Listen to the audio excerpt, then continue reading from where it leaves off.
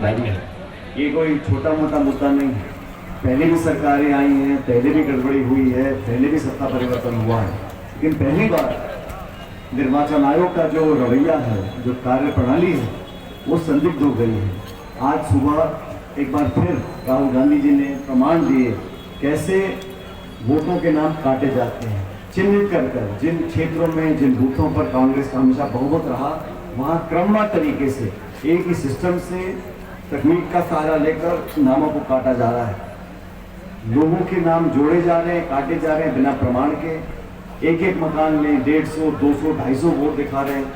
जो लोग जीवित हैं उनके नाम काटे जा रहे हैं। जिनको मरा घोषित किया है वो कैमरा के सामने बातें कर रहे हैं। इतनी बड़ी वोट चोरी जो कर्नाटक में हुई, बाकी इलाके में हुई, उसके खिलाफ हमारे सबसे महत्वपूर्ण मौलिक अधिकार, वोट डालने के अधिकार को यहाँ चुनौती मिल रही है। उसको संरक्षित करने के लिए हम सबकी जिम्मेदारी है पूरे देश प्रदेश में, राहुल जी के नेतृत्व में। और 70-75 सालों में वोट चोरी का जो खतरा है वो एक वास्तविकता बनता जा रहा है। इसलिए आज हम लोगों ने पूरे देश में अभियान चलाया और मैं धन्यवाद देना चाहता हूँ सभी नेताओं को जो है कांग्रेस पार्टी के मौजूद हैं, अध्यक्ष जी, नेता प्रतिपक्ष जी, बघेल साहब, सिंहदेव जी, सब नेताओं ने, कार्यकर्ताओं ने मिलकर उस संदेश को हर गांव और कस्बे तक पहुंचाने का बीड़ा उठाया है। ये विरोध और संघर्ष कांग्रेस पार्टी का नहीं है। इस देश में लोकतंत्र आबाद रहे, हमारे मुल्क के आसपास के देशों में क्या हो रहा है हम और आप जानते हैं। वो पाकिस्तान हो, नेपाल हो, श्रीलंका हो, बर्मा, हर देश के अंदर अस्थिरता है क्योंकि वहाँ की जो संवैधानिक संस्थाएं हैं वो इतनी मजबूत नहीं है। इसलिए वहाँ पर अस्थिरता पैदा हो जाती है। हमारे देश में सरकार किसी की भी हो 70 सालों से, और ऐसा नहीं है कि गैर कांग्रेस सरकार देश में राजनीति पहले की है, गैर कांग्रेस सरकार भी पहले देश में शासन कर चुके हैं, लेकिन कभी भी निर्वाचन आयोग जैसी संस्था की स्वायत्तता, उनकी कार्यप्रणाली, उनकी पारदर्शिता पर कभी सवाल खड़े नहीं हुए। हार जीत होती है, सत्ता परिवर्तन भी होता है, हम लोग बहुत साल सत्ता में रहे, आज विपक्ष में, उसका कोई जनता के हाथ में। लेकिन जैसा बघेल जी ने कहा, जनता वोट डाल के जिताए हराए वो निर्णय सर माथे पर है, लेकिन साजिशपूर्ण तरीके से हजारों लाखों वोटों की काट छोड़ी करके आप सत्ता में काबिज रहो, ये देश की जनता को कभी एक्सेप्टेबल नहीं होगा, कभी बर्दाश्त नहीं होगा। इसलिए मेरा आप लोगों से निवेदन है, समय बहुत हो गया, मैं बहुत लंबा भाषण नहीं दूंगा, लेकिन मैंने देखा है और मैं आपको बधाई देना चाहता हूँ।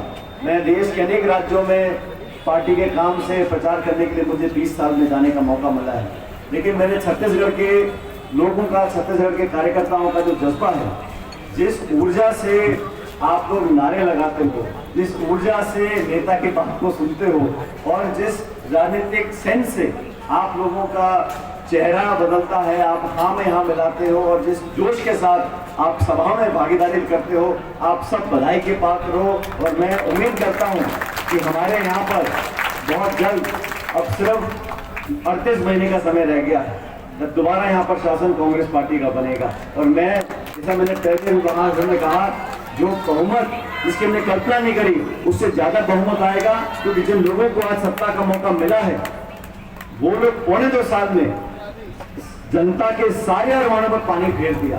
एक क्षेत्र में जहां मुझे बता दें, कोई निवेश हुआ हो, उद्योग लगा हो, बिजली पानी में मदद करी हो, किसान को खाद डीएपी दिया हो, रोजगार नौजवानों को दिया हो, किसी क्षेत्र में नहीं किया।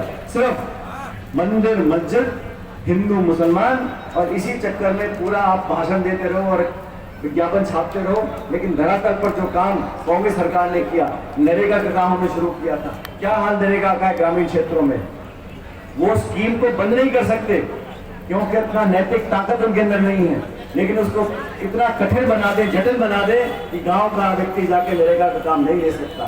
शिक्षा का अधिकार, खाद्य सुरक्षा का अधिकार, सूचना का अधिकार, इन लोगों ने क्या किया, नोटबंदी, जीएसटी, और जो फौज में नौकरी करते थे उनको सिर्फ 4 साल की नौकरी कर अग्निवीर बनाकर वापस भेज रहे हैं। हर तरह प्रहार कर रहे हैं, किसानों के खिलाफ 3 काले कानून बना दिए। इनको कोई चिंता नहीं है, इनको मालूम है अंत में चुनाव आएगा, धर्म की बात करो, बंदे मस्जिद की बात करो, वोट चोरी करो, सत्ता में आ जाओ। तो नियम, प्रोग्राम, योजना, बजट, सोच, विकल्प इनके पास कुछ नहीं है।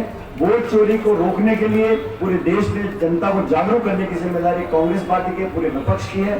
मैं आपसे करबद्ध निवेदन करूंगा, हस्ताक्षर अभियान हमने चालू किया छत्तीसगढ़ में, गांव-गांव शहर में जाकर लोगों को जोड़े और करोड़ों करोड़ हस्ताक्षर कराकर हम दिल्ली में जाके निर्वाचन आयोग जो आंख और कान बंद कर आराम से लोगों की बात मानने से मना करता है, उनको मजबूर करना पड़ेगा।